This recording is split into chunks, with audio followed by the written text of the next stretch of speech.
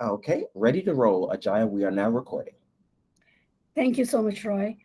Welcome, everyone. Thank you so much for being here today. I am Ajaya. I'm a solution manager within the Google Cloud team.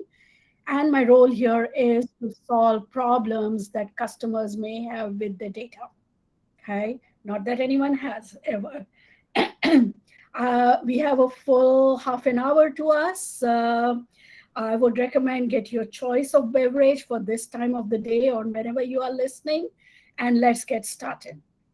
We will have time for Q&A at the end, so I do want to present or at least give you pointers, and then we'll engage in the Q&A. Okay, you can quote me on this quote: behind every successful application, there is a great database powering it. And this is my quote, it's my favorite saying. And my next favorite saying is applications go wherever the data resides. It's the data that creates application stickiness to a platform. You may start with data modernization or with app modernization, but just don't stop at one, but rather let one drive the other. Okay. Now, what's happening in the data world, and we have been saying this same story for a long time, data is just growing and growing and growing. Okay. It's growing in volume, it's growing in its velocity and the variety, the same old story, right?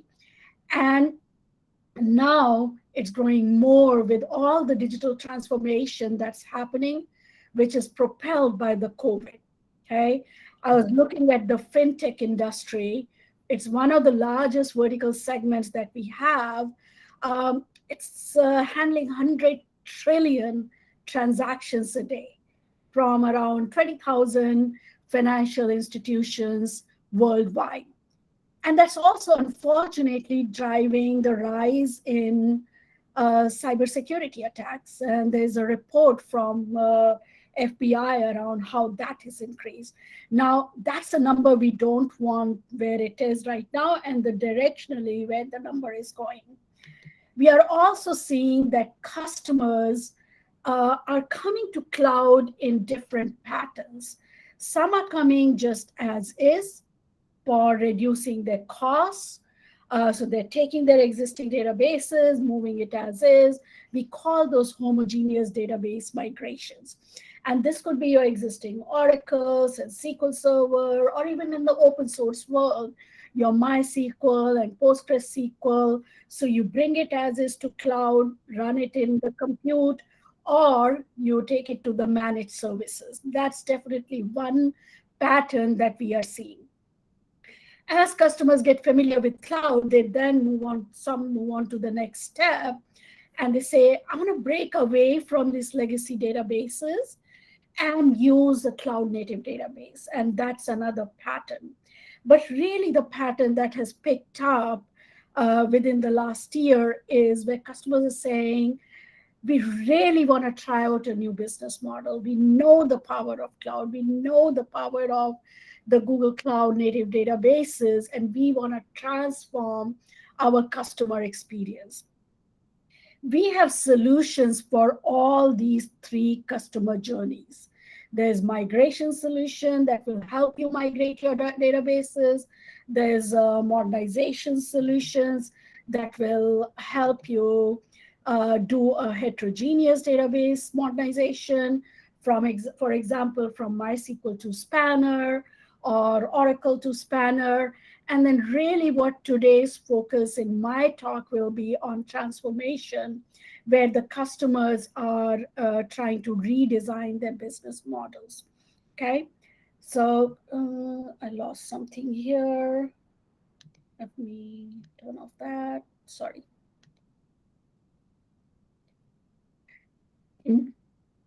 So on the transformation side, when we speak with customers, they have told us we love to work with the cloud native databases, but we don't have that critical mass of developers who can develop a workload, a new workload, a new transformative workload using those cloud native databases.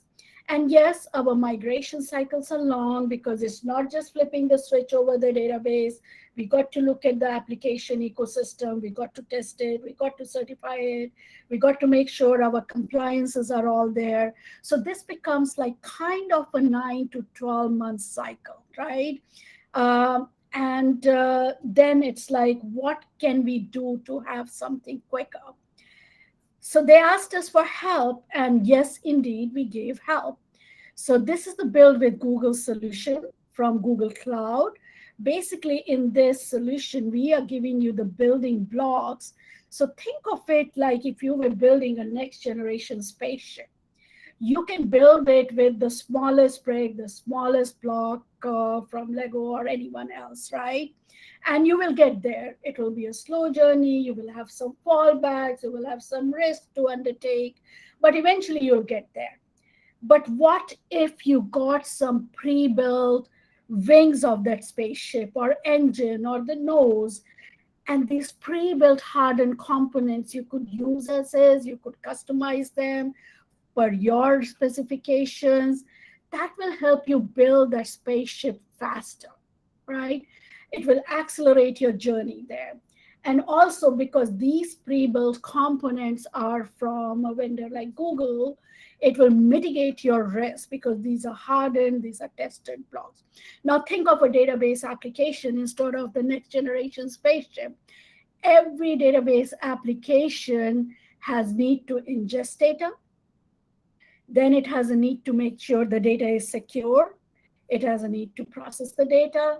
It has a need to analyze the data, archive, delete, put it on a dashboard.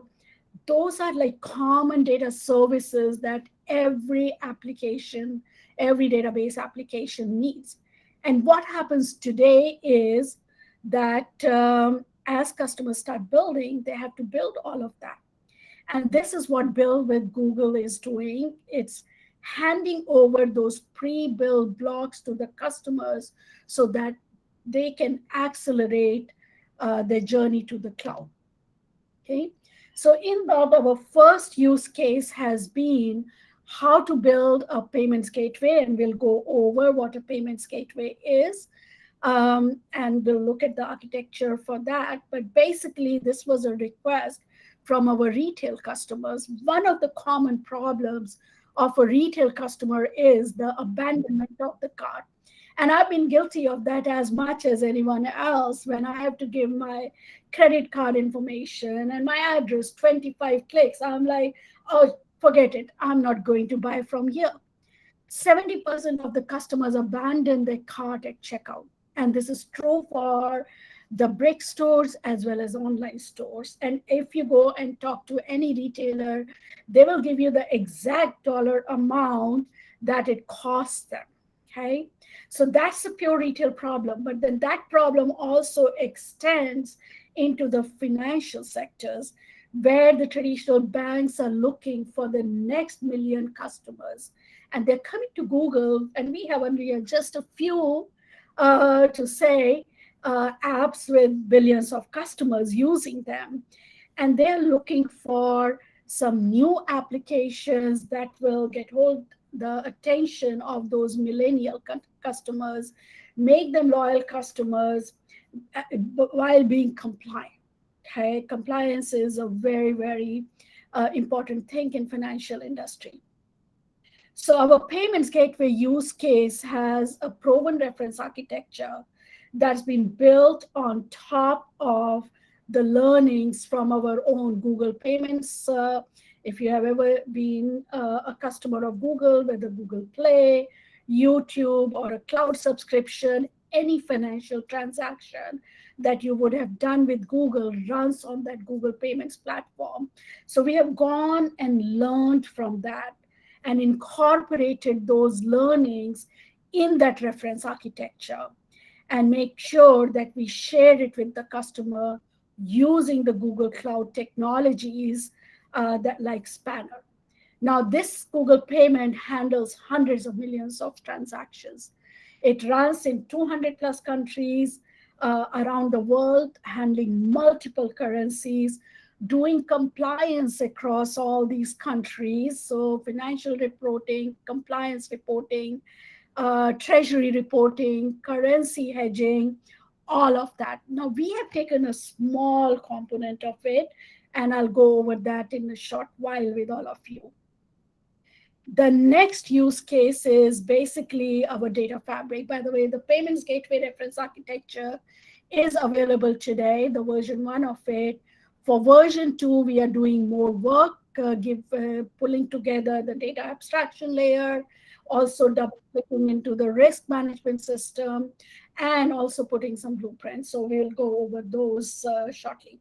But let me introduce our second use case before we move on, and that's building a data fabric, right?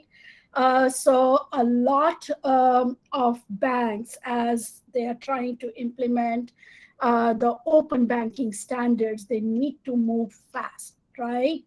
Customers in retail and manufacturing need to have a real-time view of their entire supply chain, not just one part of it, but the whole thing: supply chain, warehouse, their partners, their suppliers, down to the root, right? And the order view and what's selling where view, right? If you walk into a store and see an out of stock item, right? That's a lot of lost sale for that retailer, right? And every retailer will tell you exactly the dollar amount of it. But not just in retail, telecom service providers, as you subscribe to a plan, the call detail record tells a lot about your calling patterns, tells and can give the telecom service provider some real insights into fraud and prevent those fraud across the globe. Okay, so having that CDR, having the healthcare provider have a 360-degree view of the patients in real time. These are some of the needs coming from our customers. And what we have with the data fabric is a proven reference architecture with building blocks for the common data services. So there'll be reference architecture, there'll be code snippets available in Google Cloud repo, documentation, installation scripts, and in some cases, a sandbox where you can come and play with this. These common data services will help you do data ingestion in real time, catalog management, metadata management, data discovery, data lineage, integration with security services, integration with analytics and dashboard and reporting services using the Google Cloud native databases. And then once you have that infrastructure, we expect the customers to just focus on their vertical use case, their business logic. When they want to build that fraud application, they don't have to worry about these common data services. They get that with the data fabric. They have to worry about what's my logic, what are my rules, what are my triggers to do fraud alerts, to do an order, to do like a pricing promotion, any of those vertical use cases. Okay. For the gaming segment, we plan to publish some code templates. We're using Spanner and Firestore. For the retail, apart from real-time recommendations and personalizations, order management, inventory management, a view of the supply chain. So today we are going out with financial use cases and retail use cases, but we are also keeping our eye on healthcare and life sciences for a patient 360, a CDR store for telecommunications, bill of materials for manufacturing. Just watch this space. There is a lot coming in.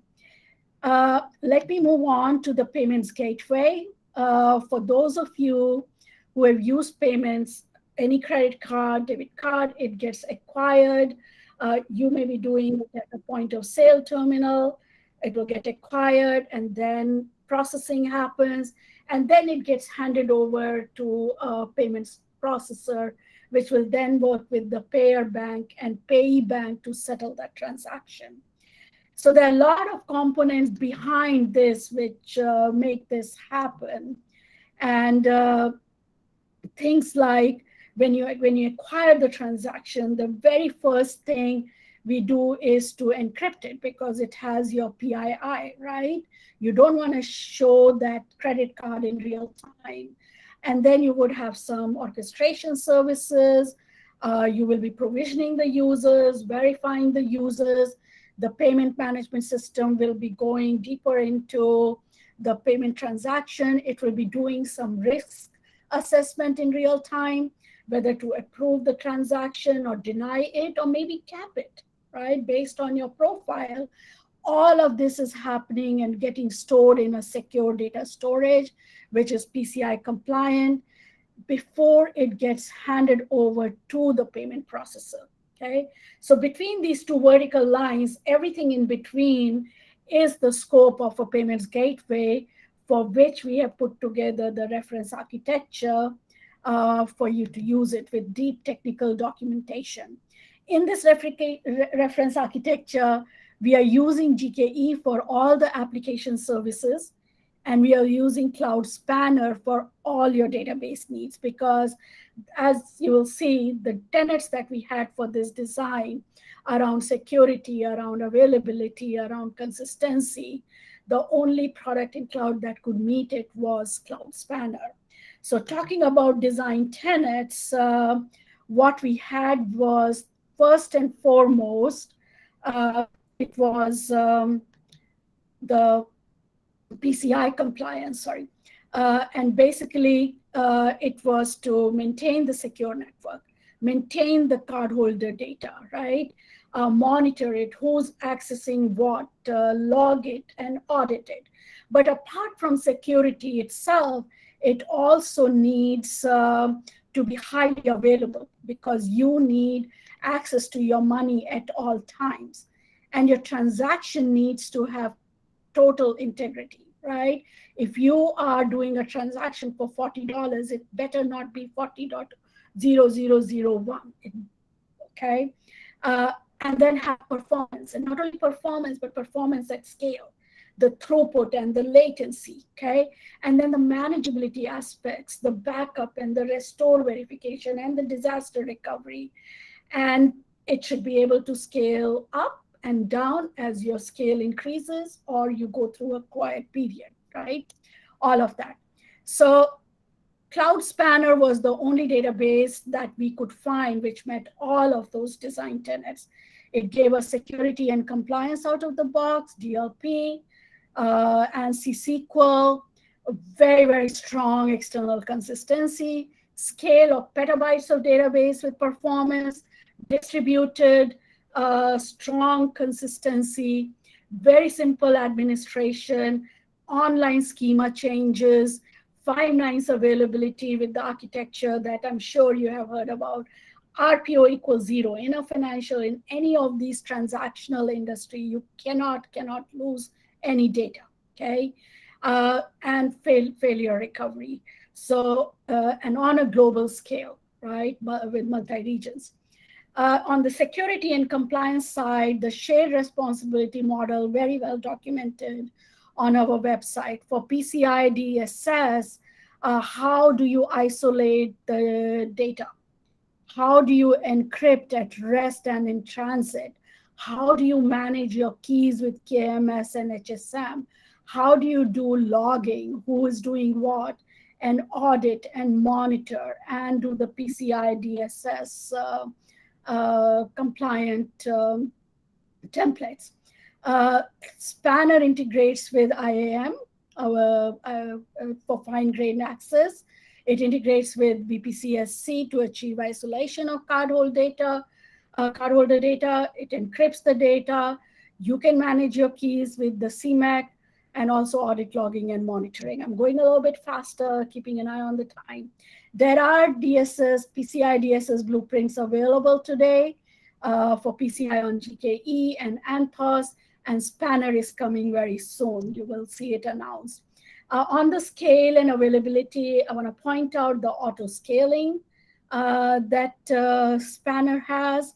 There are multiple ways to create the regional cluster, the standard or the autopilot, and then we handle both zonal failures as well as regional failures. And knock on wood, we have not had a regional failure.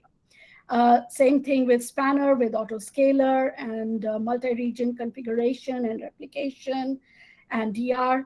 All that is coming out of the box for your use. The data fabric itself, like the life cycle of data, from ingestion to processing to storing to analyzing and then getting value out of it, across the board with security and governance underlying all those services is what we have. Here is an architecture. There could be data coming from a number of sources in batch mode, in streaming, real time, structured, unstructured data, semi structured data. We collect all of that in a giant real time, time series ordered, synchronized, distributed event store built on top of Spanner. Okay. If you don't have the requirements that Spanner meets, like you don't need that strong consistency, but you need very low latency and a very high throughput, this architecture will also work on Bigtable. You then give it to the data services that you could be running in TKE to do your processing. You can give it to BigQuery to do the pattern analytics and to run those BQML models, or archive it in Google Cloud Storage, because for a lot of industries, there are requirements to keep the data for 7 years, 10 years, or lifelong, like in healthcare. And you can explore the data using on the dashboards using Looker. So this entire range of services, here is a reference architecture for Data Fabric that we will be building. Okay. Now, here are some of the requirements across the industries. So for retail, you definitely need the performance at scale, especially on a Black Friday, Cyber Monday. You also need a single source of truth across all the channels, whether you are ordering it with your app or on the web or in the store. If it tells you, Ajaya, you have 25 doors, I don't need 25 doors, 25 hinges, right? Then I should be able to get those 25 hinges at a consistent price. It should not be that different channels are giving me different prices, right? I should be able to shop anytime I need. I don't want to see come back later, right? Every retailer will tell you what's the cost of downtime. And most of them have staff trained in ANSI SQL, so having that with Spanner definitely helps. Similar requirements with gaming. Hundreds of very popular game needs to manage hundreds of VMs, thousands of VMs, and you don't want to be doing that manually. And the game, especially with multiplayer games located in different countries, the games have to be available at all times and scale and not cost you a bang. Fintech, again, all of those, as well as availability, as well as compliance, as well as strong consistency in a distributed environment across multiple geographic regions. Um, all of that. So here is another architecture very similar to the data fabric architecture. You could be doing your banking from any of these sources. You write your APIs. You have your transactional apps running on top of Spanner. The transaction goes out to the payment gateway, which hands it over to the payment processor, or a core banking, a legacy core banking system. There is security and governance underneath all this. And then you can run your analytics and collect the data in a data warehouse. This architecture is actually working at multiple customers. Our typical winning profile has been, and this what I mean to say is, why did these customers in these segments chose Spanner? In the gaming, strong consistency. Leaderboard requires very strong consistency, right? If I'm the leader, I'm the top of the game, I want to be there, right? A very popular game has to scale immediately, and when there is no usage, it has to scale down automatically. It got to be available. Someone is playing in Taiwan, someone is playing in Argentina. It got to be available at all times. You have no tolerance for downtime. Got to be able to change your schema and manage your shards automatically. FinServe, all of that, plus very strong, consistent transactions. No tolerance for RPO, right? No tolerance for that. Auto scale, some of the performance scales where 23 million customers doing 25 million transactions a day at 10 millisecond latency or less latency. In the retail, same thing, multi-region, consistency, availability. I'm just a broken record saying that over and over and over again. But those are the product capabilities. In addition, what customers have enjoyed working with us in Google Cloud is the deep dive that we do mutually in collaboration with our customers on the capabilities and on the roadmap. We'll do architecture review to tell them, okay, swing this way or this way because something is coming on the roadmap. And very early engagement with the Google architects and engineers, all that helps nail down. So in addition to those segments, we also have healthcare customers running their EMR records, doing the payments, being compliant because we are HIPAA compliant, keeping the patient data, the images, all in Spanner and GCS. Real-time decision making, optimizing the routes in real time, that's low latency, high transaction throughput. All those applications can run on Cloud Spanner, and this is not an exhaustive list of use cases. These are just some of the popular ones running on Cloud Spanner today. So Spanner is seeing a lot of momentum. You will recognize some of these brand names in different segments. Gartner recognizes it, but most importantly, we have not reached here overnight. We have had a long journey. Today, we are handling trillions of requests an hour, over exabytes of data volume and thousands of databases. And basically, with the innovation happening at Google, this is basically enabling customers to future-proof their businesses. That's the thought I want to leave you with. I'm going to be here for some more time to answer any questions that you may have. But I really want to thank you for your time today. I know all of you are extremely busy. I appreciate you coming here and listening to this, and I'm here to answer your questions. Thank you again.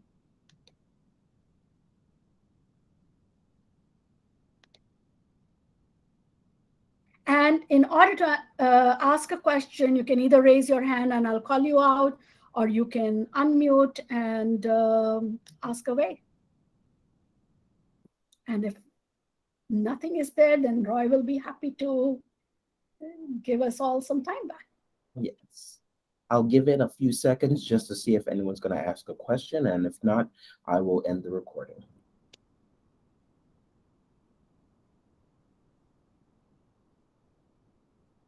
All right, so it looks like it was very thorough. No questions. So thank you so much, Ajaya, and thank you everyone for joining. I will end the recording right now. Thank you, everyone. Thank you. Have a wonderful rest of the week and weekend. Thank you too.